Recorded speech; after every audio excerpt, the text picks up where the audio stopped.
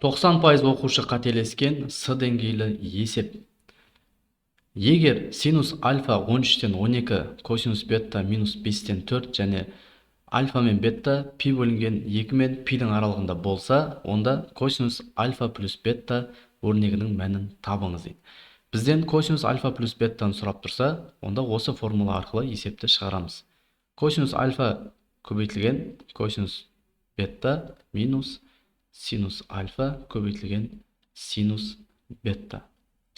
Есептің берілгенде синус альфа және косинус бетта белгілі, бізге белгісізі косинус альфа және синус бетта. Бұл екеуін табу үшін негізгі тригонометриялық тепе теңдіктің бірінші формуласын қолданамыз.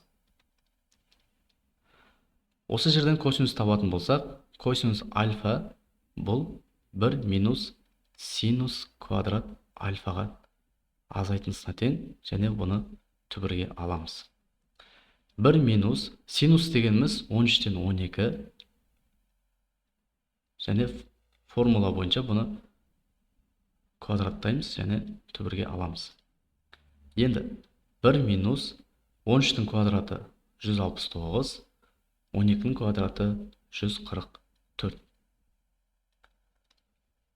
Бірді біз 169-дан 169 деп ойласақ, бөлімі 169 болады, алымы 25 болады. Сонымен түбірден 169-дан 13 шығады, 25-тен 5 шығады. Енді есептің берілгенде пи бөлінген 2 мен пидің аралығы дейді. Демек, бұл екінші ширек. Косинус екінші ширектегі мәні минус, сондықтан бұл минус болады. Екінші, синус бетта. Бұны да осы формула арқылы табамыз. Бұл 1 минус косинус беттаның квадраты.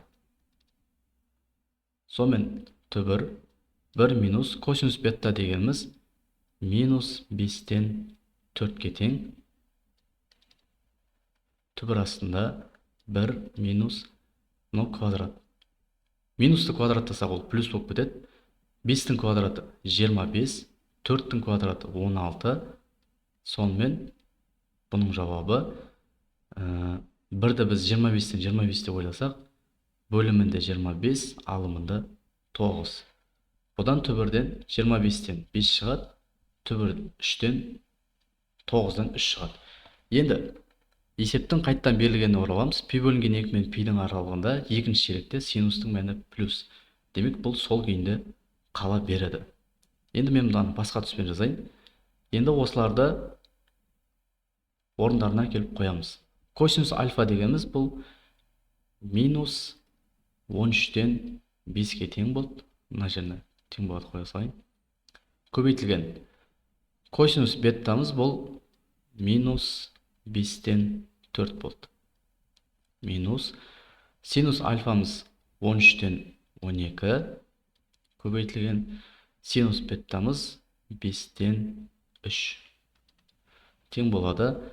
Мынау екеуі минус пен минус көбейтіліп плюс болады. 5 пен 5 қысқарады. Сонда қалады 13-тен 4. Минус, мына жерде қысқаратын жоқ. 13 пен 5-ті көбейтсек 65.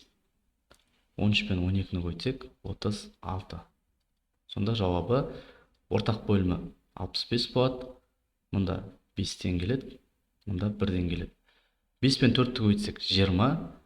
20-дан 36-ны азайтсақ, минус 16. Сонда бұл жауабы минус 65-тен 16. Бұл бізде В жауабы.